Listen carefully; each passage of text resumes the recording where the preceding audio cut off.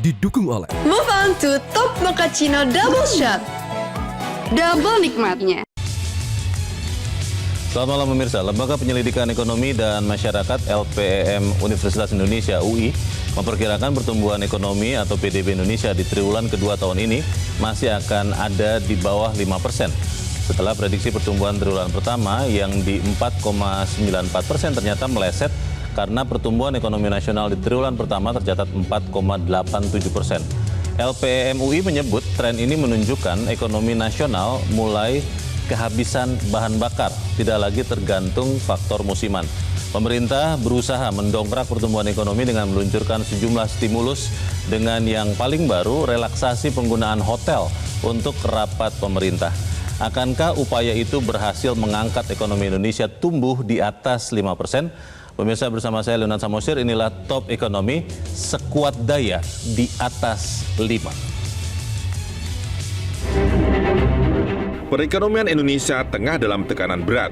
Capaian target di atas ambang psikologis 5% semakin sulit diwujudkan. Laporan Lembaga Penyelidikan Ekonomi dan Masyarakat LPEM UI dalam Indonesia Economic Outlook kuartal 2 2025 memprediksi pertumbuhan hanya 4,9%. Kajian LPEM UI menyebut struktur ekonomi nasional mengalami pelemahan dan tekanan eksternal memperburuk prospek makroekonomi. Tekanan eksternal yang dimaksud adalah dampak kekhawatiran akan perang dagang besar yang memicu ketidakpastian dan gejolak di pasar global. Risiko konflik dagang masih tinggi dan dapat berdampak negatif bagi Indonesia, seperti terganggunya aliran investasi, perdagangan, meningkatnya inflasi impor, depresiasi rupiah, tekanan fiskal, dan tentu saja perlambatan ekonomi. Selain pelemahan daya beli, menyusutnya kelas menengah, LPEM UI mencatat banyak subsektor manufaktur yang tercatat menahan ekspansif yang berujung pada tertahannya pertumbuhan ekonomi. Pemerintah sebenarnya sudah berupaya menjaga pertumbuhan ekonomi triwulan 2 atau kuartal 2 2025 di kisaran 5% dengan memanfaatkan momentum liburan sekolah pada bulan Juni-Juli 2025 melalui pemberian berbagai stimulus ekonomi untuk menjaga daya beli masyarakat dan meningkatkan konsumsi domestik. Namun segala upaya tersebut belum menunjukkan efek optimum untuk menjaga pertumbuhan ekonomi. Termutakhir, pemerintah meluncurkan 5 stimulus ekonomi yang berlaku mulai 5 Juni.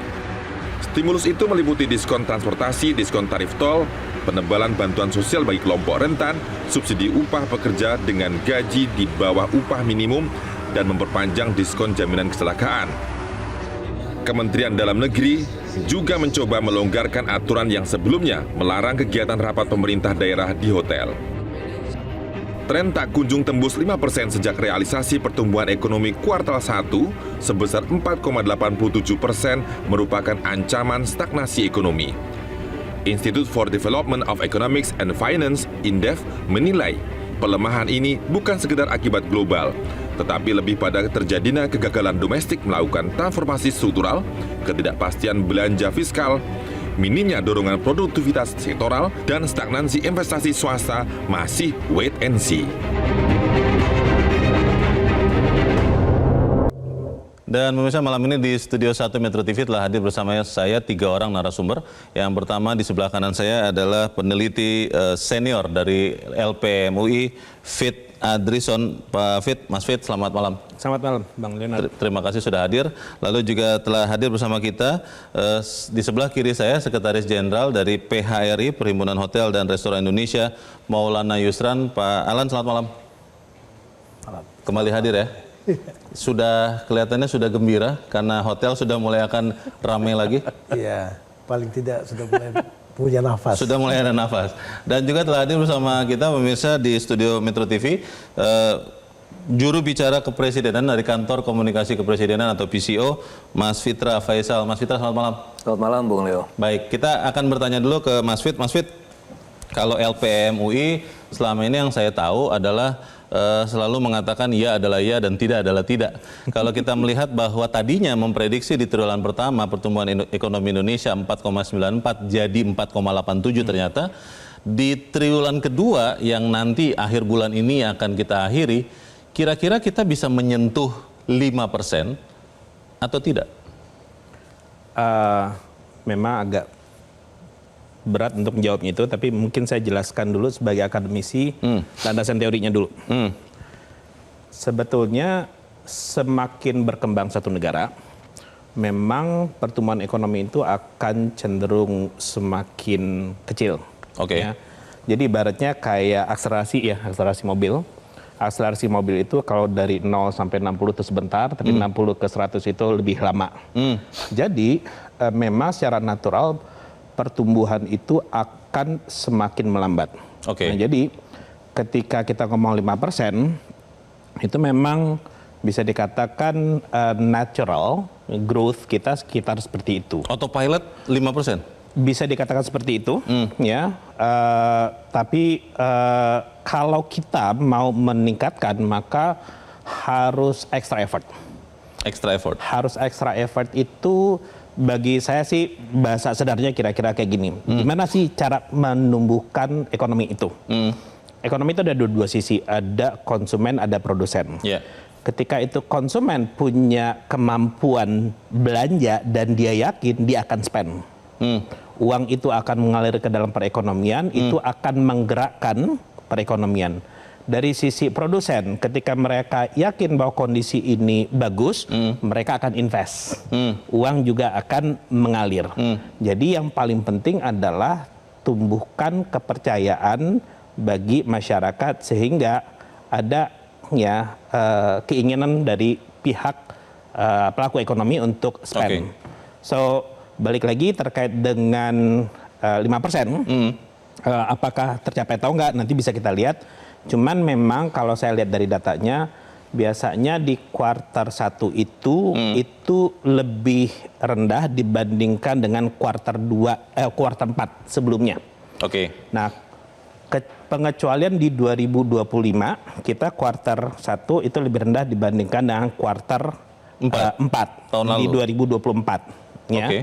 Artinya ada sesuatu di sini. Nah, pas pada saat masuk ke kuartal 2 ada tekanan eksternal, yaitu dari dimulai dengan perang dagang. Perang dagang Trump. Nah, ini tentu punya potensi bisa menurunkan pertumbuhan. Jadi pertanyaan saya kembali lagi saya ulang, Mas Fit, di akhir triwulan kedua, artinya akhir semester pertama atau first half tahun ini, sampai tidak 5% pertumbuhan nasional Indonesia, pertumbuhan ekonomi Indonesia? Kalau saya akademisi harus menjawab berdasarkan exercise. Oke. Ya, jujur saya masih belum melakukan exercise. Ya. Oh belum? Belum, jujur aja. Ya, saya nggak mau come up dengan something gitu, nggak.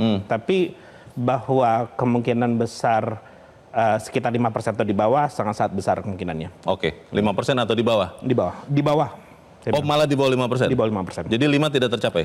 Karena dibandingkan dengan kalau di kuartal 2 sekarang itu kan faktornya tuh lebih banyak, ada eksternal. Ada eksternal, terus kemudian even dibandingkan dengan yang kuartal 1 kemarin, itu masih belum ada perang dagang, tensi yang masih belum ada, itu kita 4,87. Oke. Tentunya dengan kondisi eksternal sekarang ada kemungkinan bisa lebih rendah. Mas Fitra membagi kepercayaan yang sama dengan Mas Fit atau lebih optimis melihat ekonomi di triwulan kedua atau semester pertama tahun ini? Iya, Pak Fitra Adrison ini guru saya ya. Jadi tentunya apa yang kita pelajari sama ya. Termasuk apa yang tadi Pak Fit sampaikan mengenai kondisi steady state. Bahwa kondisi kita sebagai ekonomi yang sudah bertumbuh besar, pastinya akan ada hambatan-hambatan, constraint-constraint untuk bertumbuh lebih cepat. Tetapi steady state itu dalam beberapa peristiwa empiris itu bisa didorong oleh tadi yang disampaikan oleh Pak Fit adalah extra effort. Nah, oleh karenanya kenapa pemerintah itu ada di sini adalah untuk melakukan extra effort itu. Bagaimana bisa breaching lebih dari 5%. Nah, kalau kita bedah di kuartal pertama ya, itu memang cuma tumbuh 4,87%. Nah, salah satu kalau kita bicara pertumbuhan sektoral yang perlu dibenahi adalah salah satunya dari sisi sektor manufaktur yang tumbuh cuma 4,55%. Pabrik itu ya? Nah, industri? Ya, betul. Nah, itulah yang kemudian harus kita muruskan dan itu merupakan bagian dari asta cita, industrialisasi, dan itu adalah fokus dari pemerintah ke depan. Dan pemerintah sudah menyadari bahwa di kuartal pertama ini memang pertumbuhannya suboptimal. Juga kalau kita bandingkan ya kuartal 1 tahun ini dan kuartal 1 tahun lalu, pertumbuhan atau growth dari belanja pemerintah itu cuma tahun ini bahkan tidak tumbuh, ya, terkontraksi 1,38%, dan kuartal 1 tahun lalu itu 20%. Ada aktivitas front loading.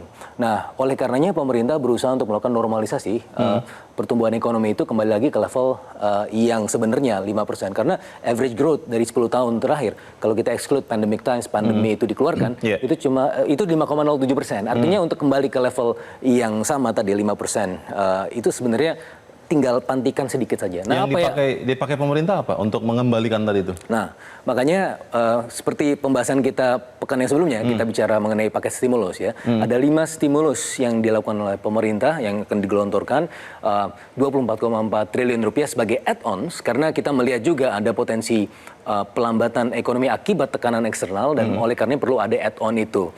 Dan kita lihat bagaimana melindungi yang kelas bawah, bansos dengan 11,9 triliun, dan itu untuk 18,3 juta penerima manfaat.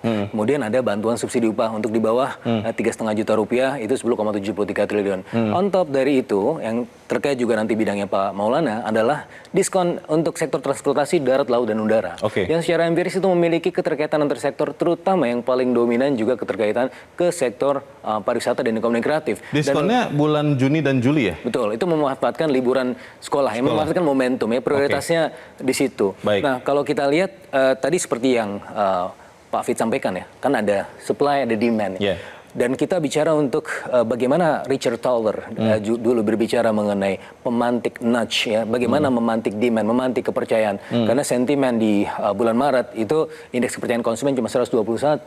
Bukan karena tidak ada duit, tapi karena agak kurang kepercayaan untuk spending. Dan untuk itu maka demand ini dinaikkan. Dan ketika demand itu dinaikkan, maka ada potensi kemampuan industrial itu juga akan meningkat. Sebagaimana yang terjadi di semester pemerintah melihat di akhir triwulan kedua, second quarter atau first half, akhir Juni bulan ini, akan sampai 5% pertumbuhan ekonomi kita, atau seperti yang tadi disampaikan Mas Fit, below that lah, di bawah itu lah. Ya, kita akan usahakan. Asesmen dari Kementerian Keuangan sebenarnya tanpa adanya stimulus ini itu cuma 4,55%. Tapi dengan ada stimulus ini harapannya, ya, meskipun memang kalau dari sisi ukuran ini tidak terlalu besar, 24,4 triliun. Tapi ketika dimanfaatkan masuk ke sektor prioritas, asesmen dari Kementerian Keuangan itu minimal 4,9%. Tapi kita masih bisa usahakan untuk sampai 5%. Baik, Mas Maulana, kalau tadi kan ada dari 5 stimulus itu ada 2 atau 3, ya, yang untuk diskon perjalanan itu kan dilakukan di bulan Juni dan Juli. Kita sudah masuk bulan Juni, masih tunggu 1,5 bulan lebih lagi, tapi sudah mulai terasa tidak dampak dari diskon perjalanan itu kepada industri hotel, restoran yang Anda geluti? Ya, tentu kalau menjawab itu saya akan lihat gini, kita kan sebenarnya dari Mei ke Juni itu sebenarnya sudah melalui beberapa kali, saya rasa setiap 2 minggu tuh ada libur panjang tuh, ada cuti bersama. Iya, tanggal merah. Nah, yang kita lihat kemarin terakhir pada saat Idul Adha saja, itu impactnya hampir nggak ada tuh libur panjangnya. Saya nggak ngomongin, nggak terkait okupansi, ya, hampir dikatakan tidak ada. Di tol Cikampek kemarin macet panjang loh katanya, tapi kan itu. Saya bicaranya akomodasi. Nah, saya bicara akomodasi. Ini akomodasi okupansinya secara nasional itu impactnya nggak terlalu terlihat ada lonjakan. Biasanya kan kalau libur panjang itu paling nggak ada 1 hari, 2 hari itu yang lonjakannya cukup meningkat dibandingkan hari biasa. Untuk hotel maksudnya, ya? Untuk hotel. Nah, kemudian yang kedua, tentu apa yang diberikan oleh pemerintah, insentif untuk yang ditujukan untuk libur sekolah, itu memang kita sambut baik, karena memang setiap tahun itu sebenarnya ada 3 event yang kita tunggu-tunggu. Satu Hari Raya, Idul Fitri, kemudian Nataru, Natal Tahun Baru, dan yang ketiga adalah libur sekolah. Libur sekolah. Nah, cuman kan tantangan untuk pergerakan domestik itu kan sebenarnya untuk liburan ini adalah daya saing kita dengan luar negeri. Tujuan wisata di luar negeri. Ya, karena karena masalah harga tiket kan selalu masih menjadi isu. Tiket pesawat, tiket domestik pesawat. Ya.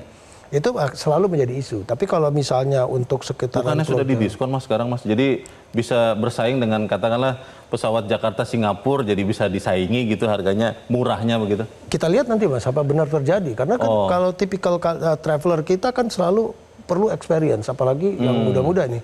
Mereka akan lebih memilih keluar dibandingkan mereka traveling di domestik. Ini yang kondisi realnya kan seperti itu. Tapi bukan berarti yang perjalanan overlandnya misalnya kan tol kita udah ada ya. Itu juga pasti akan meningkat di situ. Dan itu ekspektasi kita peningkatannya dari situ. Apakah kemudian yang dilakukan pemerintah saat ini belum berdampak, tapi ada satu lagi yang nanti saya akan tanyakan juga ke Pak Maulana terkait kelonggaran untuk menggunakan hotel sebagai tempat rapat. Tetap bersama kami, Top Ekonomi segera kembali.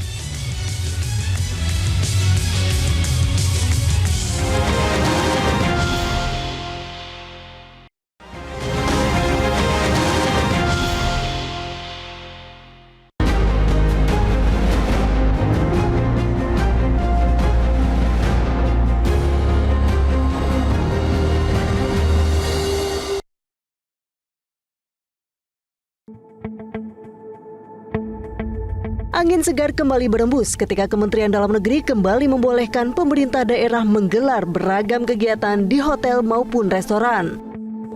Pasalnya kegiatan pemerintahan menjadi sumber sebagian pendapatan usaha perhotelan dan restoran seperti pertemuan, konferensi, insentif, dan pameran. Ketika anggaran itu dikunci, dampaknya sampai berujung PHK. Sudah melakukan pengurangan jumlah tenaga kerja, kita juga sudah melakukan kalau di hotel tuh istilahnya unpaid leave ya, karena kita punya pengalaman di pandemi lalu, di COVID lalu tuh Mas ya, kita mengurangi absensi karyawan, namun kita lakukan dengan komunikasi yang sangat baik dan kita bicara baik-baik sama staf kita gitu. Dan kalau bicara PHK, pemberhentian itu sendiri, memang juga ada beberapa anggota kita melakukan hal tersebut gitu, karena memang kebetulan kontraknya habis. Dengan keadaan seperti ini ya tentunya tidak mungkin kita untuk memperpanjang kontrak kerja gitu. Bahkan kan ada 2 hotel anggota saya di Kota Bogor yang sempat tutup ya, sempat tutup yang sampai saat ini masih belum buka lagi. Setelah 5 bulan pengetatan anggaran rapat diberlakukan, hotel dan restoran bisa kembali digunakan ASN untuk rapat dan kegiatan lain terkait pemerintahan. Presiden Prabowo Subianto pun disebut merestui kebijakan ini. Diksinya adalah mengurangi. Artinya, Presiden ini memberikan panduan untuk kunjungan kerja baik dalam negeri maupun luar negeri, harus dilihat substansinya, harus dilihat urgensinya, harus dilihat skala dan frekuensinya. Kalau memang dibutuhkan ya silakan. Kita ketahui bahwa kunjungan ke luar negeri ini kan juga tidak dilarang 100%. Ada kegiatan-kegiatan yang memang harus dilakukan terkait dengan perjanjian internasional, kerjasama yang sudah dilakukan dan lain-lain begitu ya. Nah sama, saya kira koordinasi-koordinasi juga silakan bisa dilakukan. Dan selama ini masih ada pemerintah daerah yang melakukan itu, tetapi takarannya yang penting. Artinya jangan diada-adakan kalau memang nggak ada keperluannya. Jangan dicari-cari kalau tidak ada substansinya. Meski begitu, biaya tertinggi hotel untuk dinas ASN yang ditetapkan oleh pemerintah menuai kritik sebagian masyarakat. Biaya terendah Rp576.000 per orang per hari ditetapkan untuk biaya hotel di Kalimantan Barat bagi pejabat eselon 4 atau golongan 3, 2, dan 1, hingga maksimal Rp9,3 juta per orang per hari untuk wilayah DKI Jakarta bagi pejabat negara, wakil menteri, ataupun pejabat eselon 1. Angka Rp9,3 juta per hari inilah yang dirasa terlampau tinggi untuk sekadar penginapan bagi seorang ASN. Tim Liputan Metro TV. Itu adalah kebijakan pemerintah yang terbaru. Saya ingin langsung bertanya ke Pak Maulana. Tadi di bagian awal dikatakan angin segar. Sudah sampai belum kepada pengusaha hotel anginnya ini? Belum nyampe, Mas. Belum nyampe? Indonesia tuh ujung ke ujung agak jauh. Oh, panjang sekali. Panjang sekali. Tapi pertanyaannya adalah apa yang kemudian masih menjadi pertanyaan para pengusaha hotel? Karena ini kan udah jelas, ini Menteri Dalam Negeri mengatakan boleh loh rapat lagi di hotel. Bagaimana, Mas? Jadi pertama kita terima kasih kepada pemerintah ya, berarti pemerintah juga sudah melihat bahwa paling tidak kita sudah merasakan bahwa pemerintah tidak mengharamkan kegiatan di hotel kan, itu dulu nomor 1 ya kan. Nah yang kedua adalah tentu yang akan merasakan angin segar ini bukan hanya dari industri hotel, tapi pasti pemerintah daerah khususnya tingkat 2 yang mereka penerima kontribusi pajak daerah itu 3 besarnya asal satunya dari hotel dan restoran. itu tentu juga angin segar buat mereka gitu. Meningkatkan PAD-nya. Betul. Nah, tapi di sisi lain tentu ada tantangan yang mungkin menjadi jawabannya nanti, Mas. Karena ini baru masuk kuartal 2 ya. Kita biasanya kegiatan itu ada di kuartal 3 dan 4, nanti kita masih tunggu di sana. Jadi apakah pemerintah dengan situasi sekarang, pemerintah daerah khususnya tadi yang disampaikan masih memiliki anggarannya untuk melaksanakan itu kan gitu. Karena kita tahu, yakin bahwa di angin segar dengan diperbolehkan itu tidak akan bisa sebesar kejadian di tahun 2024 pastinya. Nah, ini kan paling tidak untuk menjaga mereka masih bisa tetap bertahan kan, itu minimal, Mas. Karena sudah kehilangan sekitar berapa, 3 bulan begitu ya tahun ini ya? Udah 1 semester lah paling tidak. 1 semester malah ya? Paling tidak di kuartal 2 ini kita udah banyak hilangnya gitu. Oke. Mas Fit, kalau melihat ada tadi 5 stimulus ya, terutama untuk libur sekolah Juni-Juli, kemudian ini sekarang ada lagi boleh rapat di hotel. Ini sesuatu yang akan signifikan menaikkan pertumbuhan sampai semester 1 atau masih belum akan terasa kalau Anda lihat? Saya berusaha untuk melihat dari serapan anggaran dulu. Selama ini kalau serapan anggaran itu biasanya kuartal pertama sama kedua itu rendah. Saya punya studi sekitar 10 tahun yang lalu, belanja modal itu by kuartal kedua itu sekitar 40%. Oh, dari setahun? Baru 40% dari total. Untuk belanja bukan modal, non modal itu sekitar 55%. Nah, tapi di kuartal ketiga keempat itu ngegas gila-gilaan tuh. Ngabisin anggaran? Ya begitu. Karena konon katanya kalau bersisa kan akan dikurangi lagi. Betul, insentifnya seperti itu. Nah, upaya untuk melakukan efisiensi itu adalah sesuatu yang harus diapresiasi. Ya, yang saya dengar tadi bahwa sudah ada relaksasi, tapi selektif. Selektif itu jika memang dilakukan, bisa dilakukan di hotel, ya. Jika bisa dilakukan di kantor, silakan di kantor. Tapi kalau tidak di hotel, nah itu bisa mengenerate ekonomi. Sebetulnya terkadang orang juga lebih produktif sih kalau misalnya di hotel, tapi tidak setiap acara itu harus di hotel. But at least ketika ada relaksasi tersebut, ada angin segar, walaupun ya dari Mas Maulana yang mengatakan angin masih belum sampai ya. Nah itu dari sisi stimulus. Tapi saya lebih menekankan sebetulnya lebih ke arah tenaga kerja, pekerjaan. Kenapa? Stimulus itu sifatnya jangka pendek. Kalau orang bekerja, ya, kalau dia mendapatkan pekerjaan, dia akan mendapatkan income. Ketika dia mendapatkan income, dia akan spend. Ya, itu akan menggerakkan perekonomian. Jadi kalau seandainya orang itu lapangan pekerjaan itu tetap tersedia, pengangguran itu tidak banyak, maka itu akan sangat-sangat membantu pertumbuhan ekonomi. Jadi saya harus melihat dari dua sisi. Betul bahwa ada bantalan yang diberikan oleh pemerintah dengan berbagai kebijakan ini, tapi di sisi yang lain jangan dilupakan penciptaan lapangan kerja itu. Iya, lapangan kerja ini yang lebih penting karena itu yang membuat orang itu akhirnya bisa punya kemampuan untuk spending. Sudah ada job fair, lalu data menunjukkan kalau investasi terutama hilirisasi itu Mas Fit, itu menciptakan sekian banyak lapangan pekerjaan. Anda tidak melihat itu kemudian menjadi peluang untuk menyerap pengangguran-pengangguran yang ada sekarang?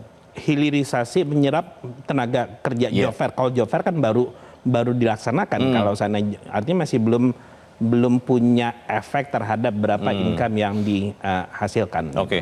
Jadi stimulus ini bagus, tapi mungkin jangkanya sementara. Dan yang lebih penting adalah penciptaan lapangan kerja. Mas Fitra bagaimana? Apakah memang itu juga sudah diadres oleh pemerintah, Mas Fitra? Iya, karena stimulus ini kan sifatnya lebih ke arah ikannya ya. Bagaimana penebalan bansos, bantuan subsidi upah, ya itu big chunk-nya di situ kan. Nah, tetapi ini kan add-on, Bung Leo ya. Bagaimana pemerintah juga punya 446 triliun rupiah untuk 11 program prioritas. Makan bergizi gratis 121 triliun, operasi merah putih 200 triliun, fasilitas pembiayaan perumahan, fasilitas likuiditas pembiayaan perumahan 41 triliun, yang mana itu secara sektoral memberikan dampak ketenagakerjaan yang lumayan signifikan. Dan kami menyadari bahwa yang paling penting itu adalah membangun sektor formalnya, sehingga orang-orang, kalau kita bicara mengenai orang-orang yang bekerja, berarti dia meningkat martabatnya. Maka itulah yang ingin dilakukan oleh pemerintah, meningkatkan harkat dan martabat masyarakat Indonesia dengan menciptakan peluang-peluang dan ruang-ruang kerja yang lebih signifikan. Nah, bagaimana caranya? Kita sudah melihat bagaimana spending pemerintah tahun ini 3.621 triliun. Dan itu melalui Inpres 1 2025, itu sebenarnya kan dicoba untuk fokus kepada hal-hal yang memiliki dampak penggandaan ekonomi yang lebih tinggi. Kalau Bung Leo ingat, di awal tahun, bagaimana Pak Presiden dan Bu Sri Mulyani itu mencek sampai satuan 9. Masa ada ATK 44 triliun. Nah ini kalau dialihkan ke sektor yang produktif, misalnya, meskipun tidak apple to apple, 44 triliun kita bandingkan dengan rencana stimulus yang 24,4 triliun. Ini bahkan baru 60%-nya. Nah, belum lagi kalau kita bicara hal-hal yang lain. Nah ini sebenarnya yang ingin dilakukan oleh pemerintah, mencoba untuk kembali lagi ke kaidah dasar Undang-Undang 17 tahun 2003 tentang keuangan negara, money follow function. Itu fungsinya apa? Uangnya akan tersedia di situ. Kalau uangnya itu kemudian aktivitas tidak produktif, maka buat apa kita gelontorkan uangnya, begitu kan? Maka itu yang sekarang sedang dilakukan oleh pemerintah.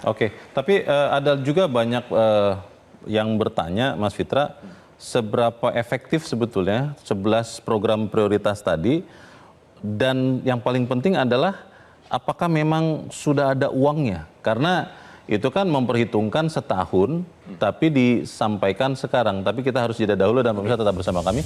Top Ekonomi segera kembali.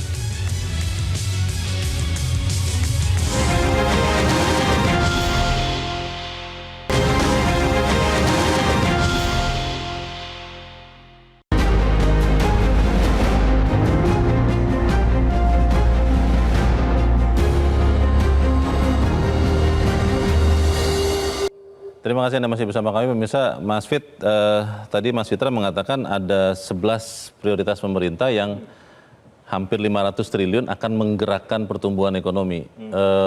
Akankah seperti itu atau bagaimana? Kalau pemerintah tentu berharap bahwa itu akan punya daya dorong terhadap pertumbuhan ekonomi. Ya, tapi seperti yang saya bilang, yang paling penting itu adalah lapangan pekerjaan. Karena kalau orang lapangan pekerjaan itu ada, orang akan punya income untuk spend dia. Nah, mungkin kalau saya balik lagi karena tadi Bung Fitra tadi ngomong tentang MBG. Ya. Saya secara akademisi saya akan ngomong aja creating new jobs.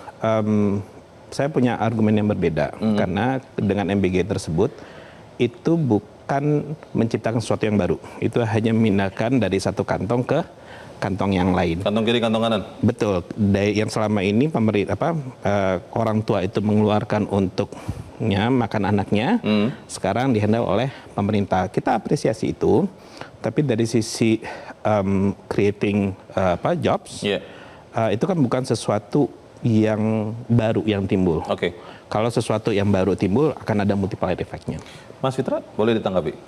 Kami sebagai pemerintah tentunya masih percaya bahwa itu punya peluang ketenagakerjaan, karena biar bagaimanapun roadmap awalnya adalah pelibatan UMKM di sekitar menggunakan aspek-aspek kelokalan, penggunaan utilisasi BUMDes dan juga nanti ada koperasi merah putih ya. Dan yang tidak kalah pentingnya adalah mengurangi beban dari middle class. Kalau sebagaimana kita tahu data BPS 41,7% itu keluaran middle class itu adalah untuk kelompok makanan. Ini paling besar dibanding yang lain. Dan kedua itu properti ya 28%. Tadi juga ada fasilitas likuiditas pembiayaan perumahan yang 41 triliun.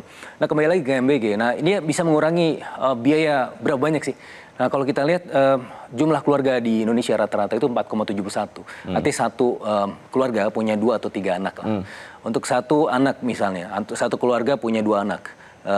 Berarti si bapaknya mungkin tidak harus kemudian mengeluarkan uang jajan harian 15.000 per anak, berarti 30.000 untuk 2 anak atau 600.000 dalam 1 bulan. Itu hal yang sebenarnya cukup signifikan karena dia bisa mengalokasikan ke tempat yang lain yang mungkin bisa jadi lebih produktif ya, tempat pendidikan dan lain. Tapi di sisi yang lain kan pemerintah juga menjamin pendidikan, ada sekolah Garuda, sekolah rakyat, yang mana ini fokusnya kepada proses pengembangan absorptive capacity. Bagaimana sumber daya asing masuk, FDI masuk ke sini, tapi juga bisa diserap dengan tenaga kerja yang berkualitas, yang compatibility. Yang tadi kan isunya soal ketenagakerjaan, kadang-kadang dia tidak kompatibel, makanya dia tidak terserap. Makanya ini yang juga coba dibangun pemerintah di jangka menengah panjang begitu. Bagaimana masa depan dan juga termasuk pertumbuhan ekonomi sering ditentukan oleh persepsi. Apakah kita pesimis atau optimis? Kita akan cari tahu di bagian berikut. Pemirsa tetap bersama kami. Top Ekonomi segera kembali.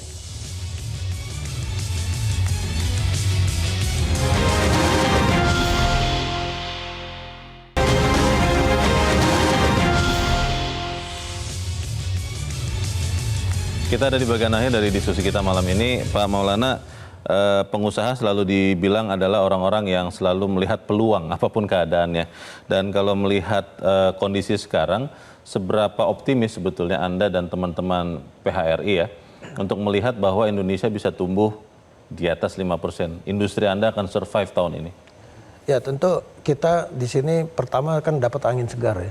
Jadi karena saya tadi menyampaikan bahwa masih ada kuartal 3 dan 4. Semoga di kuartal 3 dan 4 yang kita picture-nya di tahun-tahun sebelum itu sebenarnya di situ tumbuhnya nanti itu berharap akan ada memang terjadi pertumbuhan di sana. Nah, kedua adalah kalau kami di industri pariwisata itu sebenarnya pemerintah tidak hanya bicara anggaran kegiatan pemerintah sebenarnya. Karena industri ini perlu didukung dengan kegiatan-kegiatan MICE, International MICE. Ini juga menjadi penting karena kita udah punya banyak venue. Bali, Jakarta itu punya banyak venue yang nggak mungkin tertutup dengan kegiatan pemerintah. Tapi juga perlu ada event-event besar yang juga bisa menjadi, ya namanya pariwisata itu nggak bisa lupa dari brand, daripada promosi dari destinasinya itu menjadi penting. Nah yang ketiga adalah, tadi saya setuju dengan Pak Fit tadi ya, bahwa sekarang kalau pariwisata itu kan sebenarnya intinya mereka melakukan perjalanan kalau mereka punya uang, punya kemampuan, punya daya beli di situ. Nah ini pemerintah harus berpikir bagaimana orang bisa bekerja, orang punya daya beli, sehingga mereka pada saat libur-libur itu mereka melakukan pergerakan. Karena kita selalu mengandalkan pergerakan domestik untuk kita bicara Indonesia. Baik, terima kasih. Mas Fitra, seperti hotel itu yang ditunggu juga adalah bagaimana aturan detailnya, bagaimana menggunakan anggaran supaya nggak salah juga. Soal detail untuk mencapai pertumbuhan 5%, pemerintah benar-benar sudah punya dan tidak over optimis atau seperti apa? Kalau kita merujuk pada rencana APBN untuk tahun ini yang dibuat tahun 2024, sebenarnya kan targetnya 5,2%. Nah, cuma masalahnya kalau kita lihat ya, tekanan-tekanan global itu menghadirkan revisi-revisi ya, bagaimana IMF World Bank untuk global demand dari 3% menjadi 2,6%. Untuk kita Indonesia dari sebelumnya mereka bahkan punya forecast 5,1% menjadi 4,7%. Yang mana lokusnya itu adalah tekanan global. Nah makanya tekanan global itu perlu diantisipasi oleh ya shock absorber dari APBN untuk sebagai mekanisme counter siklus begitu ya. Dan ini yang kemudian coba dilakukan oleh pemerintah. Uangnya pasti akan ada tidak 3.621 triliun itu? Direncanakan 3.621 triliun.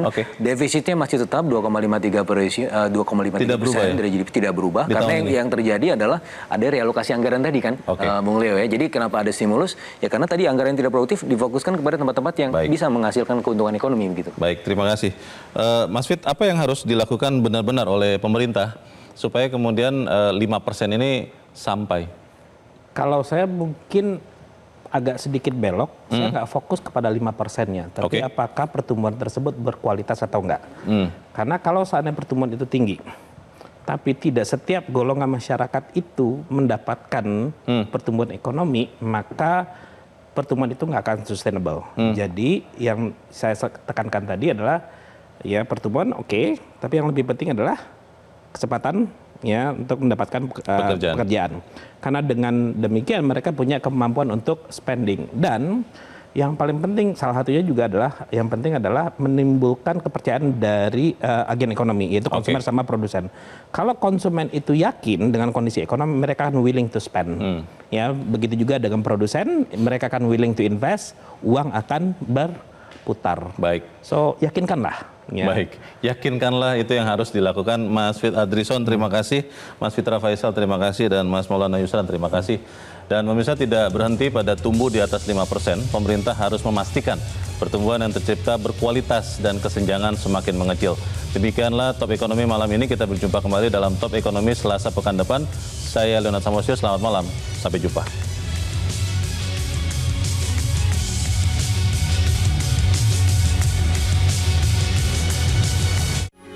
Metro TV